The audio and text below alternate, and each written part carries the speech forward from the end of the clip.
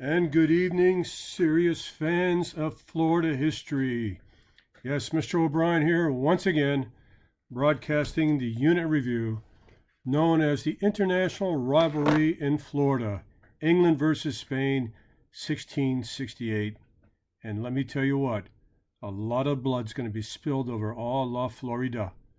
That image on the left is the city of St. Augustine burning under English raids, and it's interesting that San Marcos never, ever capitulated during any of these attacks, whether it be the Spanish, the French, pirates, the English. The fort always stood. All right, let's begin. So, man, the interesting thing is that, St. Augustine is the oldest city in the North America. It's the oldest European city. And 40 years after Pedro Menendez de Aviles comes forward and builds that first wooden fort, one of 10, and as years went by, the forts were now built out of coquina coral instead of wood. And it's interesting because 40 years after the foundation of St. Augustine, the British in 1607 established Jamestown. And just 13 years later, the Pilgrims, also religious pioneers looking for a New Jerusalem, land in Plymouth, Massachusetts. Now, these English colonies, they actually carved out an existence, survived, and England is now becoming stronger and more daring with this establishment of colonies.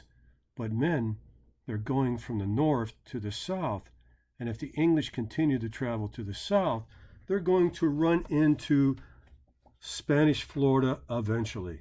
Now, the Spanish were very worried about this because the English were prospering and putting a lot of money and a lot of troops into basically the new colonies, and the Spanish crown did not invest a lot in the defenses, and it did not invest a lot in putting troops in Florida and in the Carolinas to protect Spanish Florida.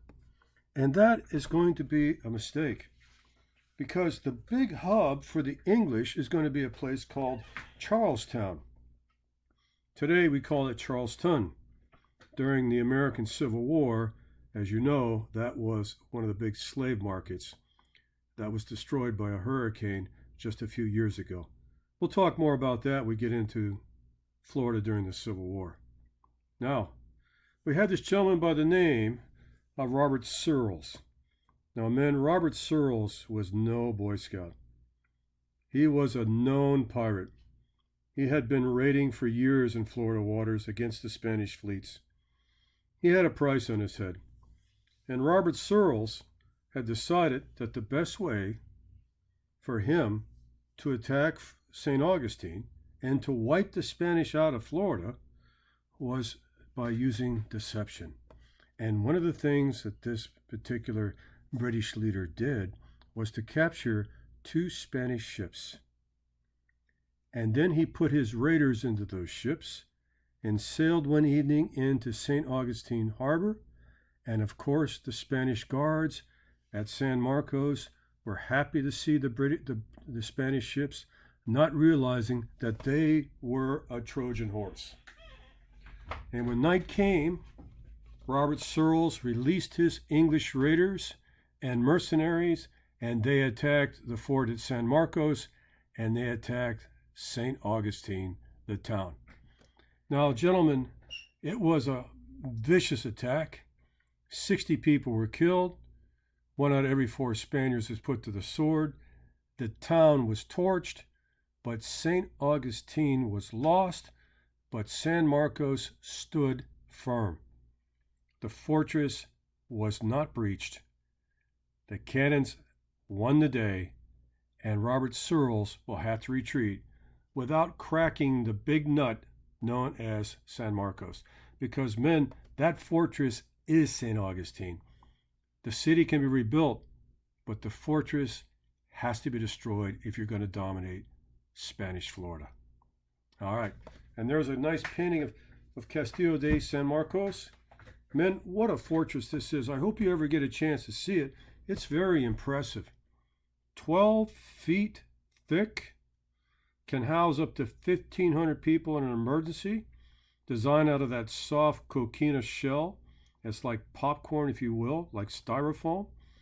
It's interesting because some places in St. Augustine, you can still see the cannonballs that were stuck in the walls of some of the other coquina fortresses, minor houses and government official houses.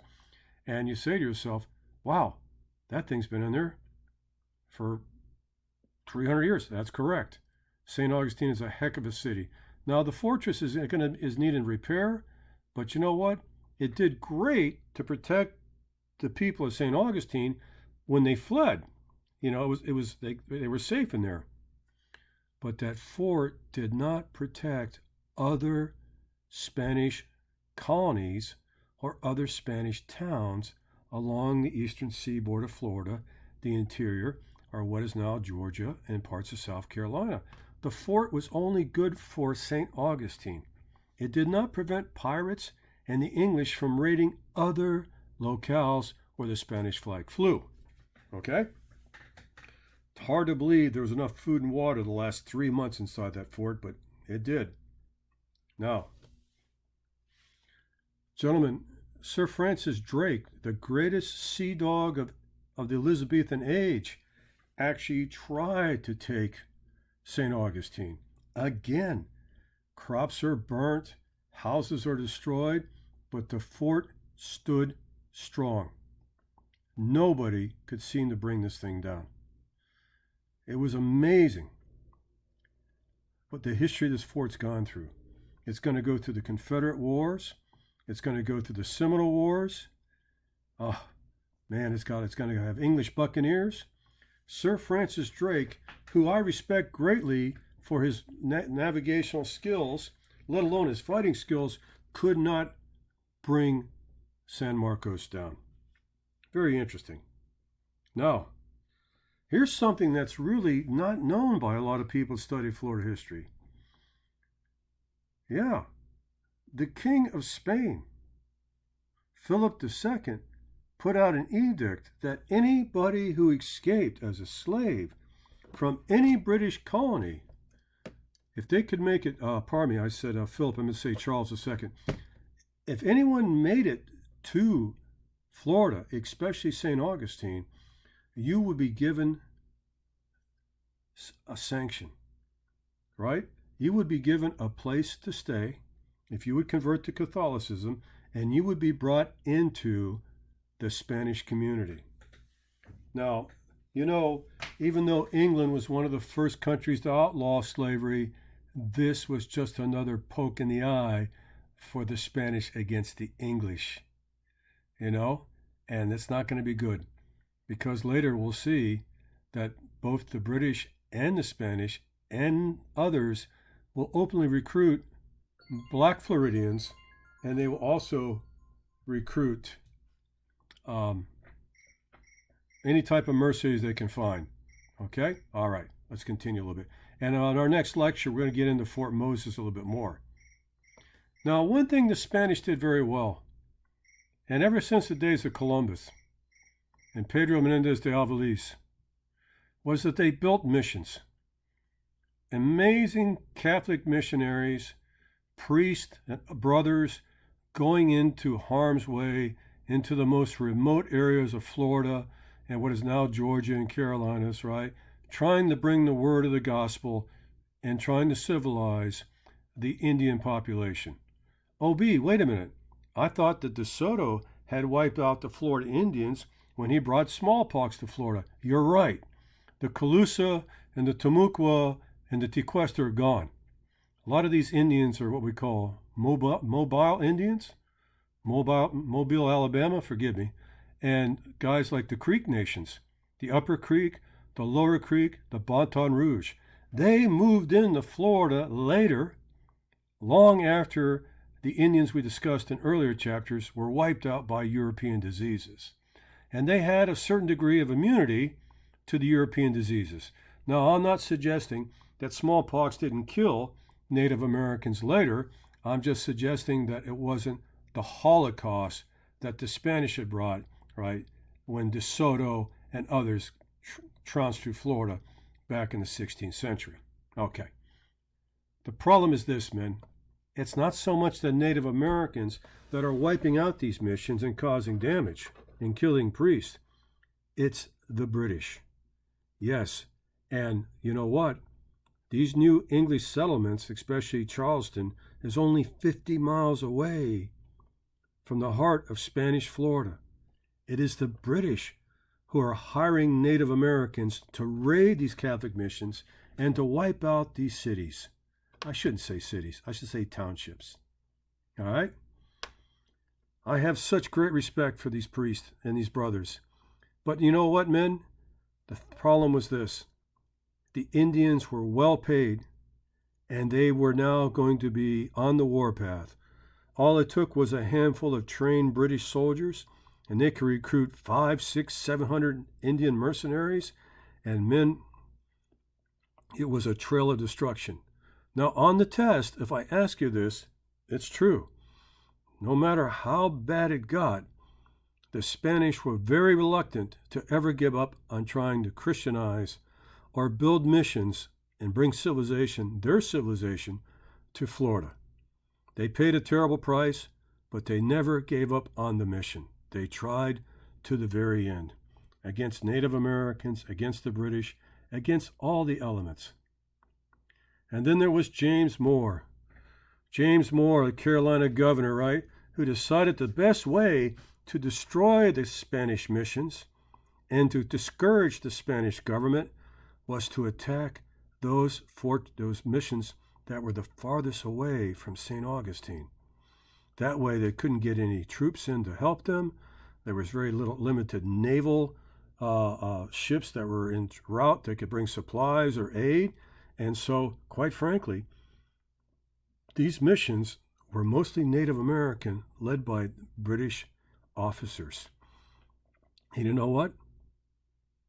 Sooner or later, they're going to find their way to St. Augustine because they're going to have to finish what no one else can finish. And you know what? San Marcos will stand against it. If Sir Francis Drake couldn't do it, and Robert Searles couldn't do it, well, I'm sorry, James, you're not going to have a very good chance either. You can see the fort in the distance, and you can see the Native American mercenaries, but you know what? The fort stood. Now, guys, it's one thing to siege a fort. It's another thing to sit there for 2 months and, basically lose your supplies, your water, and quite frankly, you don't know what's going on at home. So what happened after almost being sieged for 2 months? The British decided to call it quits, and they went back to South Carolina. The city survives, but the missions are not. The other farms and communities are not. But trust me, the British won't give up. They want Florida. All right? So they use a change in tactics. And that change in tactics is going to be something that's going to be interesting to me. All right? So they're now going to attack other Spanish missions and other Spanish bases. And one of the things they're going to do, right, is they're going to start leaning more towards North Florida and Pensacola, all right? That is when they're really going to get some success because they know there's no chance that anybody from Cuba or Spain will come to the Spaniards' help.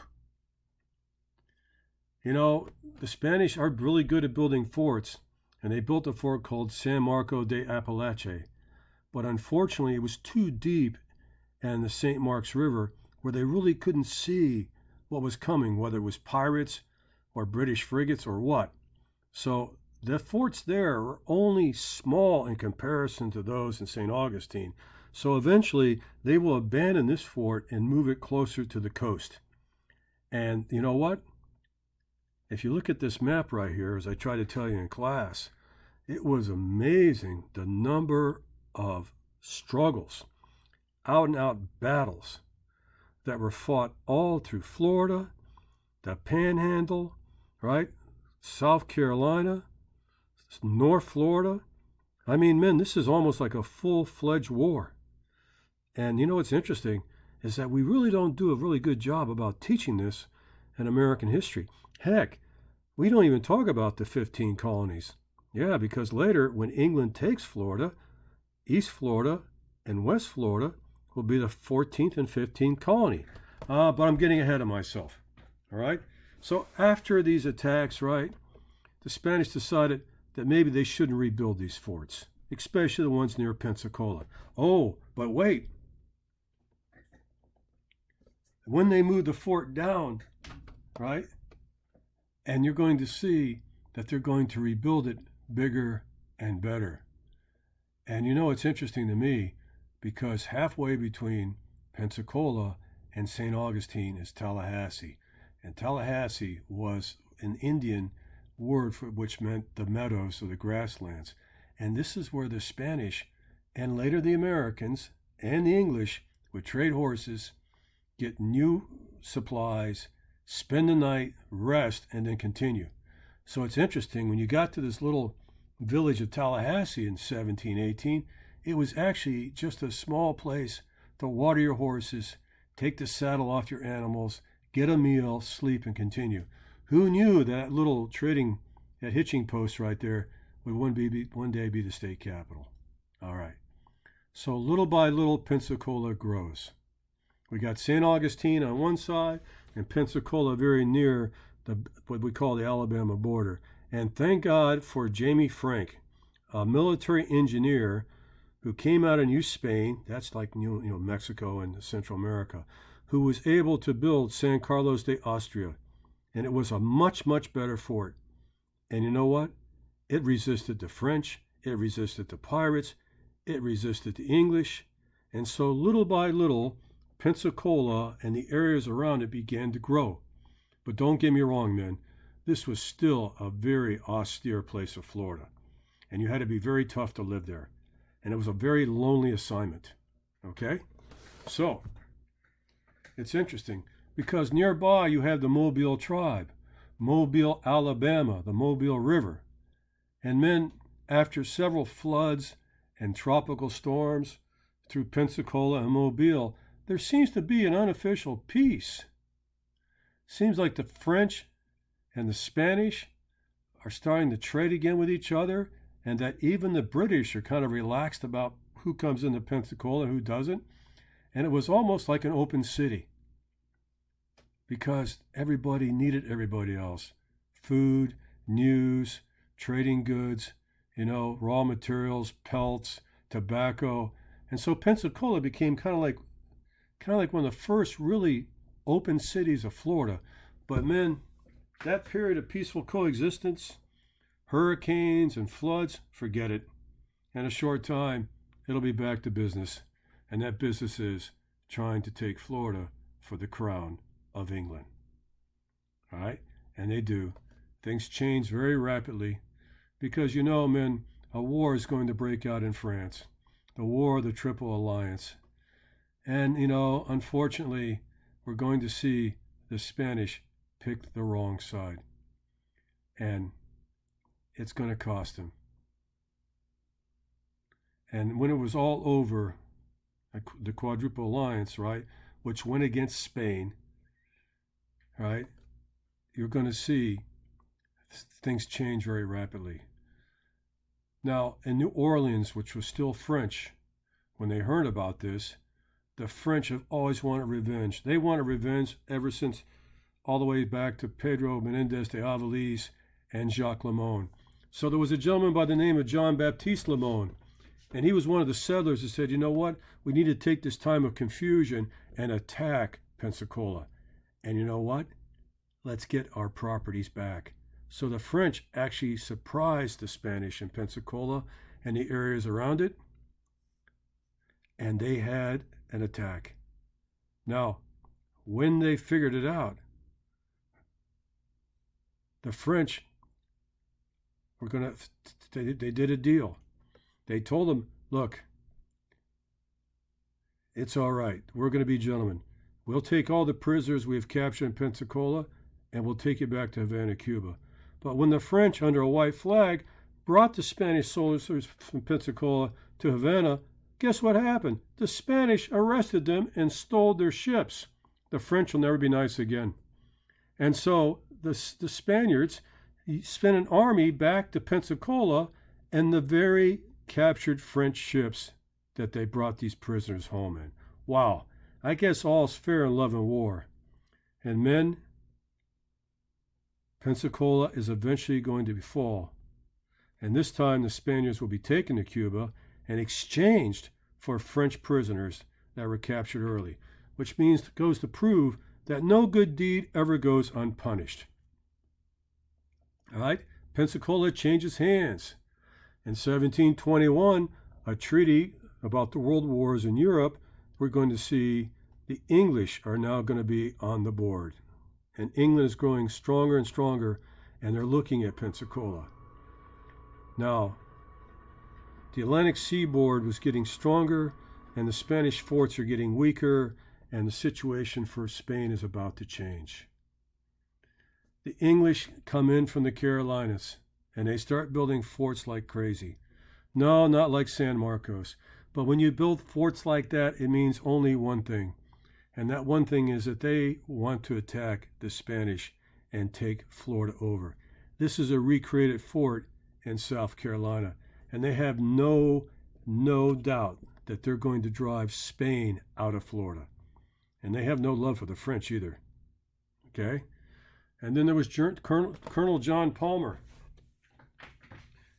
And he was the man who, the Indians didn't like having these people in their country.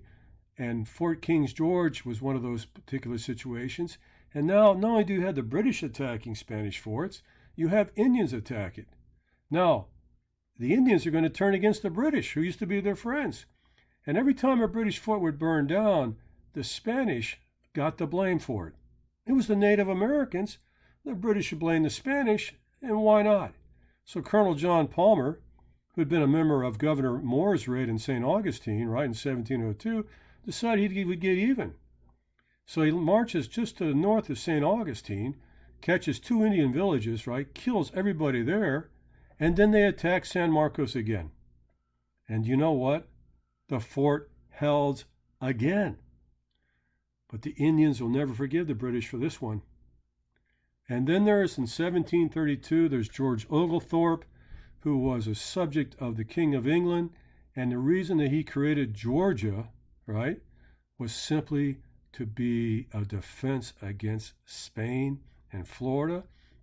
And he also knew that he could use he could use Georgia to attack Florida and maybe even get to Cuba. But the Spanish, I don't understand it, man. The Spanish never fortified these places. They know the English are on the move. They've seen the attacks years after years, and the Crown still refuses to stop and fortify Florida. And George Oglethorpe, who hated the Spanish, are going to absolutely positively take care of that, right? When he attacks Florida relentlessly over and over again. And he attacks, right? He burns down every fort the Spanish have, forts at Popo and Pocolata, and he's going to try to take St. Augustine. But St. Augustine, even with their new Indian allies, the British, they can't do it. It takes a punishment, men. It takes artillery. It took starvation. It took a siege, but they never got it. Now, men, it seems like for 20 years this is going on. The French, the Spanish, the British, it was going to eventually slowly die out a little bit, and it seems like things were going to settle down. But then it doesn't. It flares up again like a forest fire. And the Peace of Paris in 1763, fighting breaks out in the Ohio Valley between the French and the English. It also was going on in Europe at the same time, known as the 7-Year War, and Spain stayed neutral until the war. All right, they stayed neutral. And when they finally got in, they decided to go with the French. And even though Florida remained untouched during the 7 Years' War, okay, Florida's going to pay a price. And when England won, Spain, for being France's friend, is going to have to give up Florida. That's easy. Look right here on the slide. We won. We'll give you Florida. We won Florida, but you can keep Cuba and the Philippines. And Spain didn't have a choice because Cuba was more valuable than Florida, and the Philippines were the gateway to Asia, so they tell the English, okay, you can have it. So in 1763, the Spanish flag comes down, and for the first time, oh, this got to be a test question, in 250 years, Florida is in the hands of a country other than Spain. Wow. And the flag changes, and Florida becomes British, but for only 21 years. And do you know why? Because you can't make any money in Florida. The British are going to learn, like the Spanish did, there's no money to be made in Florida. You just can't grow enough crops to be profitable. Well, they didn't know how to do it. And later, the English will be more than happy to get rid of Florida. So men, take a close look at these slides, reread them a couple times, watch these videos, and I think you're going to be fine on the test. Whoops. All right. And I don't know if you had a chance or not, guys, to remember to do the Florida History Project where we did the homework with the 5 flags over Florida. Please make sure you submit that on campus, and I will see you the next time. Oh, hey, and there's some fantastic review questions, but I'm not going to give you those questions because if you're watching this video, those questions are on the test. Don't tell anybody. Have a wonderful evening, men. Looking forward to seeing you again.